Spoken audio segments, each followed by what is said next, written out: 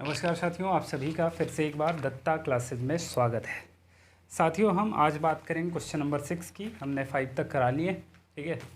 आज हम बात करें क्वेश्चन नंबर 6 की।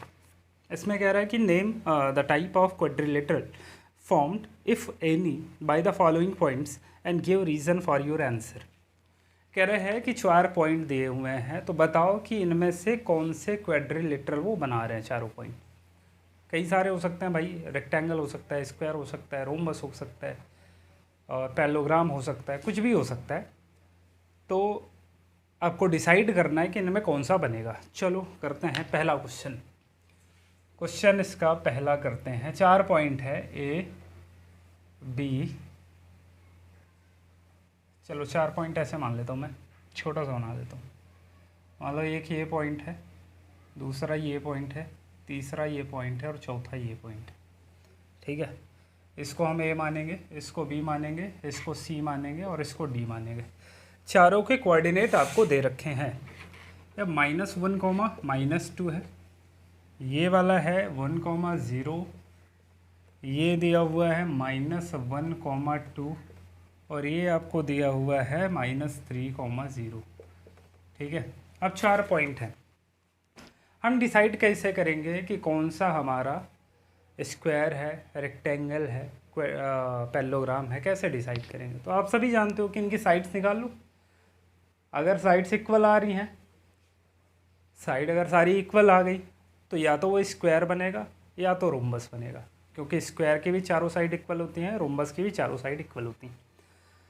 अगर आमने सामने की साइड इक्वल हैं, जैसे ए बी और सी डी इक्वल आ गया और ए डी और बी सी इक्वल आ गया, मतलब आमने सामने की साइड अगर इक्वल हो गई तो हम बोल देंगे या तो ये रेक्टेंगल है या तो ये पैरेललोग्राम है, ठीक है।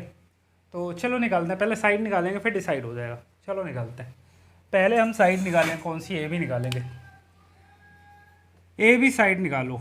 निकालने के लिए वही तरीका है, x1 - x2 का whole square plus y1 - y2 का होल स्क्वायर। भाई इसको अगर हम x1 माने तो ये y1 हो जाएगा और इसको x2 मानेंगे तो ये y2 हो जाएगा। बताओ x1 - x2, x1 कितना है? -1, x2 कितना है हमारे पास? -1 का होल स्क्वायर, ठीक है। y1 कितना है हमारे पास? -2 और y2 कितना है हमारे पास? 0 स्क्वायर। तो यहाँ पे आप देख सकते हो -1 ऐड होके कितना आ जाएगा? -2 का स्क्वायर और ये -2 का स्क्वायर। तो ये कितना आ जाएगा? 2 2 4 और 2 2 4, 4 + 4 कितना हो जाएगा मेरे साथियों? √8 और √8 ये आ गया, ठीक है। हमने ए भी निकाल लिया। अब मेरे साथियों हम क्या निकालेंगे? बी सी।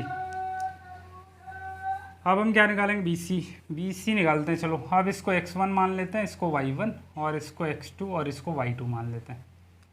चलो बी सी निकालने की कोशिश करते हैं। बताओ बी सी, x1 कितना है? आप कहोगे सर 1 है।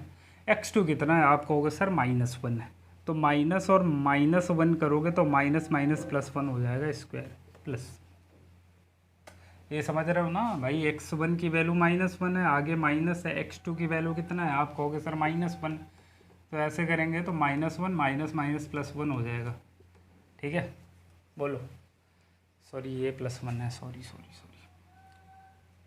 x1 की वैल्यू +1 है। तो ये कितना हो जाएगा? 1 और 1 कितना हो जाएगा? 2 हो जाएगा। समझ रहे हो कि नहीं बात को? प्लस -2 का स्क्वायर करोगे 2 2 सा कितना? 4। मेरे साथियों यहाँ से एक बात बताओ, क्या 1 और 1 कितना हो जाएगा? 2 2 का स्क्वायर करो कितना आएगा? 4 4 + 4 कितना? √8 आ गया। भाई बी सी भी हमने निकाल लिया, ठीक है। अब हम क्या निकालेंगे? सी डी निकालेंगे। सी डी निकालो भाई। C D is equal to क्या होगा? आप इसका x1 x2 अलग कर लो। ये x1 अब हो जाएगा, ये y1 हो जाएगा, ये x2 हो जाएगा और ये y2 हो जाएगा, ठीक है। सी डी की अगर हम बात करें, अब बताओ x1 - x2 है तो x1 हमारे पास -1 है, आगे माइनस है और फिर x2 हमारा -3 है। तो यहाँ पे -3 करोगे तो माइनस माइनस +3 हो जाएगा स्क्वायर प्लस y1 - y2 करोगे, y1 कितना हमारे पास? 2 है, माइनस y2 करोगे 0 स्क्वायर, ठीक है। अब मुझे बताओ 3 से बन जाएगा कितना आएगा? 2 2 का स्क्वायर करो कितना आ जाएगा? 4 +2 माइनस 0 कितना होगा 2, 2 का स्क्वायर कितना होगा 4, 4 और 4 रूट का 8 आ गया। चलो यहाँ सी डी हमने निकाल लिया। चलो हम डी ए की बात करते हैं भाई, डी ए की हम बात करेंगे, डी ए, ठीक है। अब डी ए की अगर हम बात कर रहे हैं तो डी ए में ये x1 ये y1 हो जाएगा और ये x2 ये y2 हो जाएगा।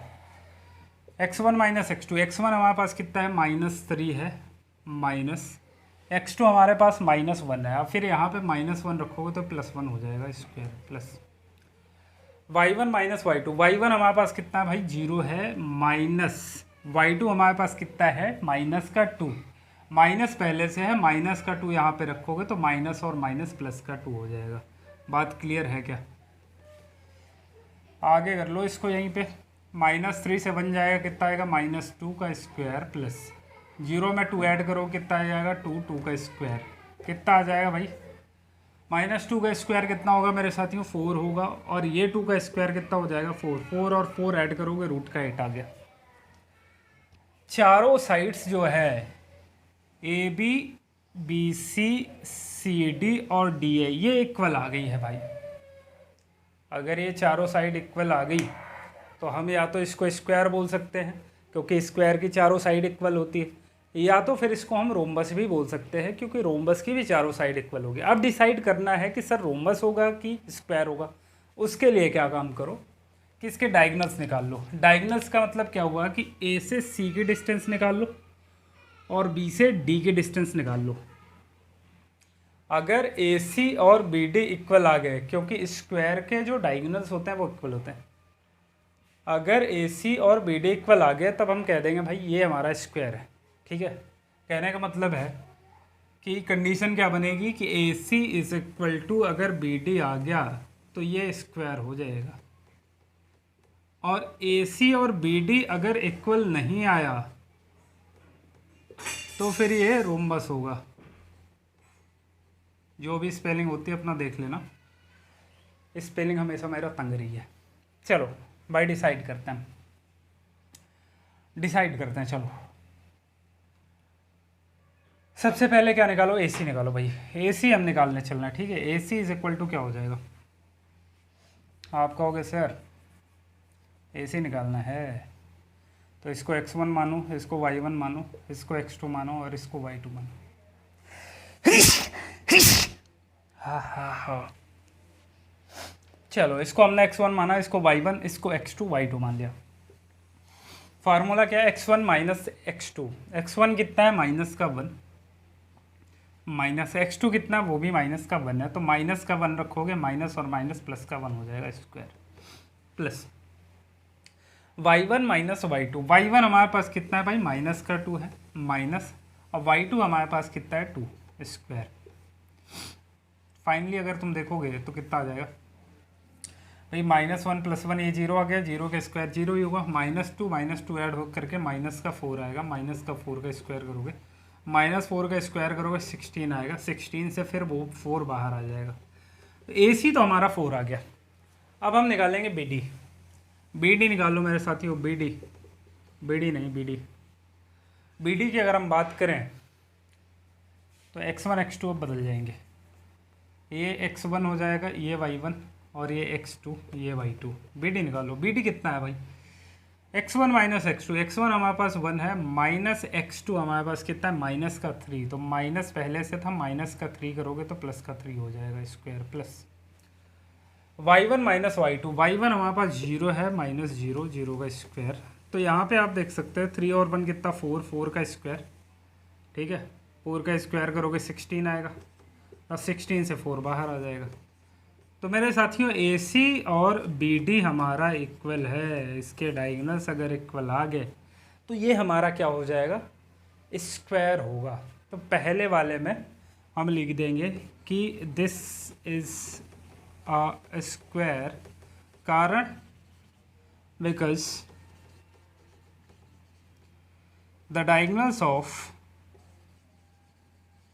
Because the diagonals are equal, ठीक है, ऐसे लिख देना बस, diagonals are equal, diagonal equal हैं इसलिए ये एक स्क्वायर है। बात क्लियर है भाई, समझ में आया है? नहीं आया है तो बताओ, फिर से समझाऊँ। वैसे जैसे मैंने डिटेल में बताया आपको अच्छे से समझ में आया होगा, स्क्रीनशॉट ले लो, आगे बढ़ते हैं।